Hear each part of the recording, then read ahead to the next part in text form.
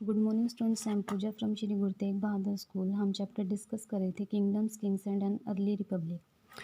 आज का जो हमारा टॉपिक है डिस्कशन का वो है कि जो मगध और वज्जी दो मेन जो महाजनपद थे, हम उनके करेक्टरिस्टिक्स को स्टडी करेंगे कि कैसे वो बड़े रूलिंग एरियाज़ बने थे उस टाइम के जो रूलर्स थे।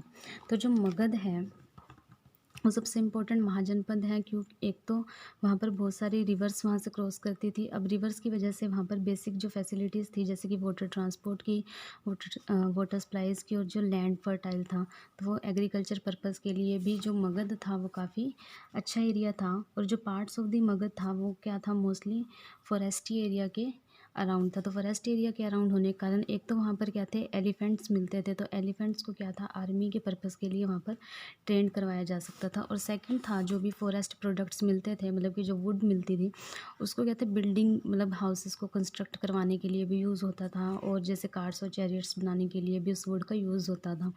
तो एक तो वहाँ पर रिवर्स फ्लो होती थी उसकी वजह से, और एक जो फॉरेस्ट प्रोडक्ट्स मिलते थे उसकी वजह से क्या था, ये काफ़ी इम्पोर्टेंट एरिया था जो महाजनपद था मगध का।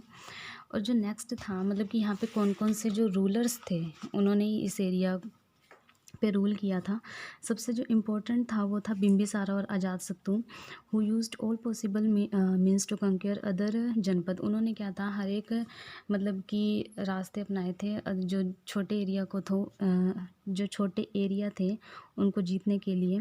Mahapadmananda was another important ruler. उसके बाद एक महापद्मानंदा थे जो जिन्होंने क्या थे, मगध पर राज किया था।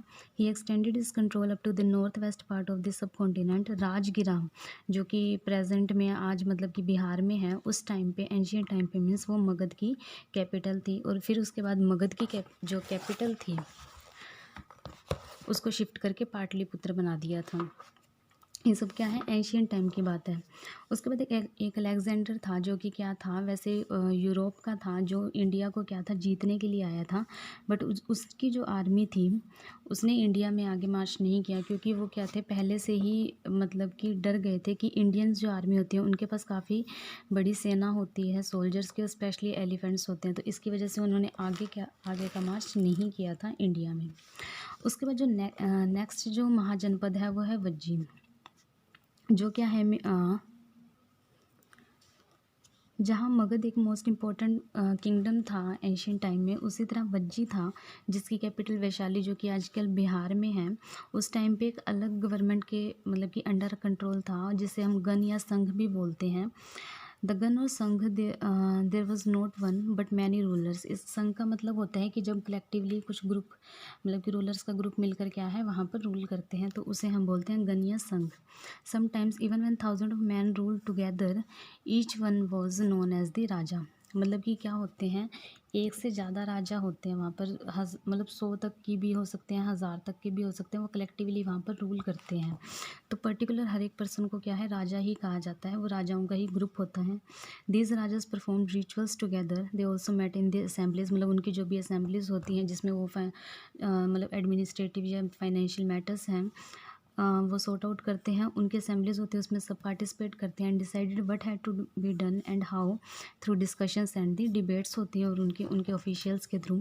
For example, if they are attacked by the enemy they met to discuss what should be done to meet the threat. Suppose अगर उनके राज्य पर कोई अटैक करता है तो सब क्या कलेक्टिवली डिसीजन लेते हैं कि उन्हें फर्दर क्या स्ट्रेटेजी अडॉप्ट करनी है। Both the Buddhas and the Mahavira belong to the gana sanghas. मतलब कि बुद्ध और जो महावीर हम नेक्स्ट स्टडी करेंगे वो भी क्या थे, जो इनसे संघ से ही बिलोंग करते थे। Some of the most vivid description are found in the Buddhist book में भी हमें क्या संघ की मतलब कि जो डिस्क्रिप्शन सब वो मिल जाते हैं। Rajas of the powerful kingdom try to conquer sangha. मतलब कि जितने भी उस टाइम के पावरफुल किंगडम्स थे, जो राजा थे वो क्या थे, संघ को जीतना चाहते थे, मतलब कि कलेक्टिवली वो क्या था, रूल करना चाहता था। Nevertheless, they lasted for a long time till 1500 years ago when the last of the Guns and the Sanghs were conquered by the Gupta ruler. Last में क्या था, मतलब कि गुप्ता जो रूलर्स उन्होंने संघ को क्या था, जीत लिया था और उस पर बाद में रूल करना स्टार्ट कर दिया था।